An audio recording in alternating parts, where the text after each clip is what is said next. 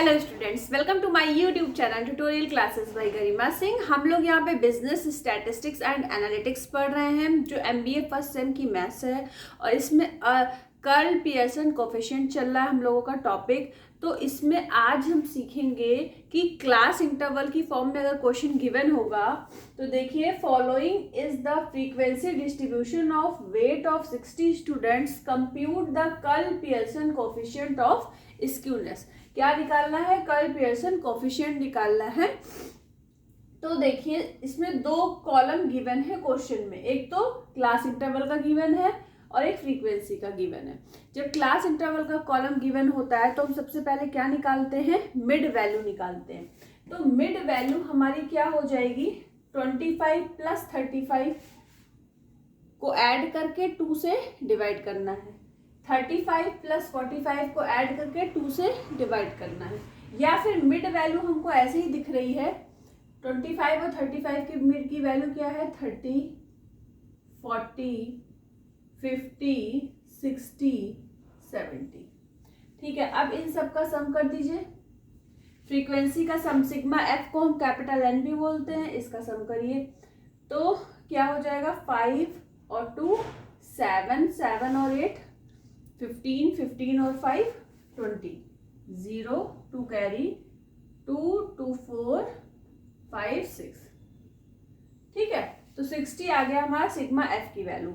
अब हम एज्यूम कर लेते हैं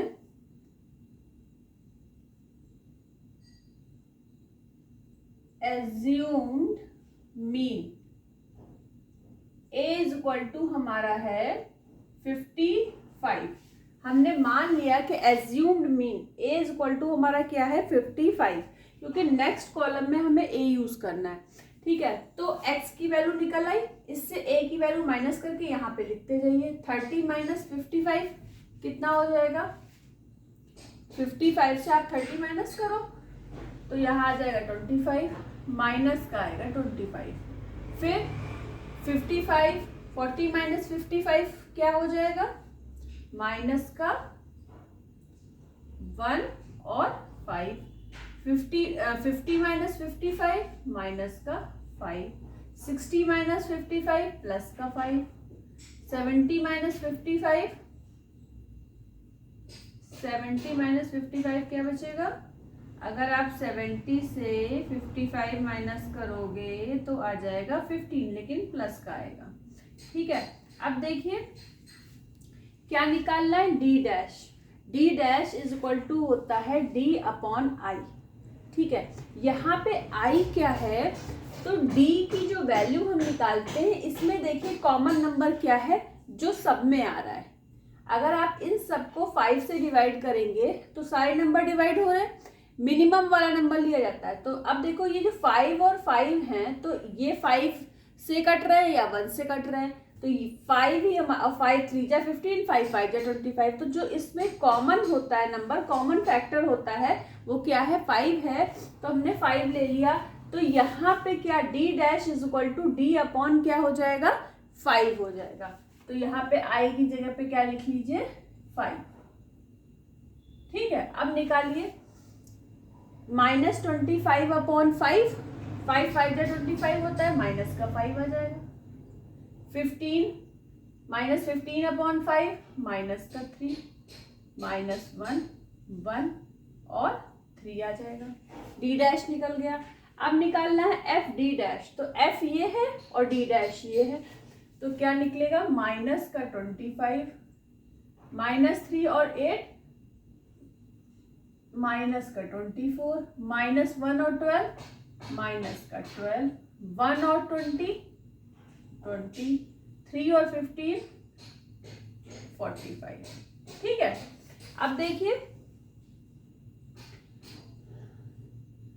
अब प्लस की वैल्यू में क्या आ रहा है? 65, और माइनस की वैल्यू ऐड कर लीजिए, क्या आ रहा है? 5 4 9 10 11, 1 और 2 2 4 1 5 और एक कैरी वाला 6।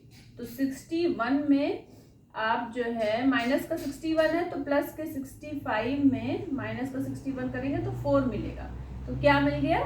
4 मिल गया। ठीक है, तो यहाँ पे आ गया sigma f d dash is equal to 4। अब हमारा नेक्स्ट कॉलम है एफ डी डैश स्क्वायर। तो डी डैश स्क्वायर, पहले डी का स्क्वायर करिए तो -5 का स्क्वायर हुआ 25, और 25 का मल्टीप्लाई किस में करना है, 5 में करना है। तो क्या हो गया 25 इंटू 5 125।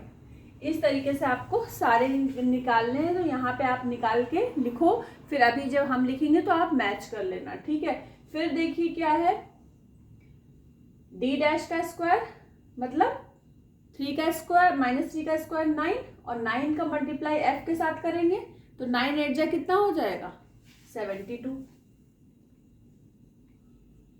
ऐसे ही -1 का स्क्वायर 1 मल्टीप्लाइड बाई 12 आ जाएगा। फिर 1 का स्क्वायर 1 इंटू 20 तो 20 आ जाएगा। फिर 3 का स्क्वायर 9 और 9 इंटू 15 135। अब इन सबको ऐड कर दीजिए। ठीक है, तो ऐड करिए 5 7 9 10 11 12 13 14, तो 4 आएगा यहाँ पे। इसके बाद 1 कैरी, फिर 3 और एक कैरी वाला 4 5 6 7 7 के बाद 7 14 15 16 6, फिर से 1 कैरी, तो केवल 3 नंबर 2 1 और 2 और 3। तो देखिए यही आ रहा है कि नहीं, आप लोग भी मैच कर लो, 364 आना चाहिए। ठीक है, अब देखिए अब करना क्या है, कैलकुलेशन आपको कैलकुलेटर से करनी है सॉल्व। अब देखिए इसमें अर्थमेटिक मीन एक्स बार कैसे निकालेंगे, ध्यान दीजिए। एक्स बार ए आपका एज्यूम्ड मीन है 55 plus sigma f d dash कितना है 4 अपॉन एन कितना है 60 इंटू आई क्या हमने रखा था, आई की वैल्यू क्या है यहाँ पे 5 है। ठीक है, तो 5 इसको आप सॉल्व करोगे। इसके बाद इस वाली वैल्यू पे आ जाओ, sigma f d dash square का है 364 divided by 60 minus sigma f d dash मतलब कितना है 4 अपॉन एन कितना है 60 का स्क्वायर इंटू आई की वैल्यू है 5। ठीक है, इसको आप सॉल्व करोगे कैलकुलेटर से और आंसर यहाँ पे लिखोगे। बाद में मेरे आंसर से मैच करिएगा, आपको डिस्क्रिप्शन बॉक्स में आंसर मिल जाएगा। अब देखिए, क्योंकि हमको कल पियर्सन कोफिशिएंट ऑफ स्क्यूनेस निकालना है, जिसका फॉर्मूला होता है J is equal to x bar मतलब मीन माइनस जेड मतलब मोड अपॉन सिग्मा मतलब स्टैंडर्ड डेविएशन। सिग्मा क्या होता है, स्टैंडर्ड डेविएशन। ठीक है, तो सिग्मा निकल गया यहाँ से, एक्स बार निकल गया यहाँ से। अब बारी आती है मोड की जेड की। कैसे निकालें जेड का फॉर्मूला पहले देख लीजिए, L1 plus FM minus F1 upon 2FM suffix में यहाँ पे लिखा नीचे minus F1 minus F2 into आई। यहाँ पे आई की वैल्यू 5 नहीं होगी, कॉमन फैक्टर नहीं होता, यहाँ पे आई होता है L2 माइनस L1। आई यहाँ पे क्या है, क्लास साइज है। ठीक है, तो सबसे पहले देखिए फ्रीक्वेंसी में सबसे ज्यादा फ्रीक्वेंसी कौन सी है, 20 है, तो मतलब ये वैल्यू आपकी है FM की। ठीक है, मोड के लिए फ्रीक्वेंसी क्या होगा, FM ये है। अब देखिए इसके ठीक सामने क्लास इंटरवल कौन सा है, 55 से 65, तो मतलब L1 की वैल्यू हो गई 55 और L2 की वैल्यू हो गई 65। ठीक है, L2 की वैल्यू क्या हो गई 65।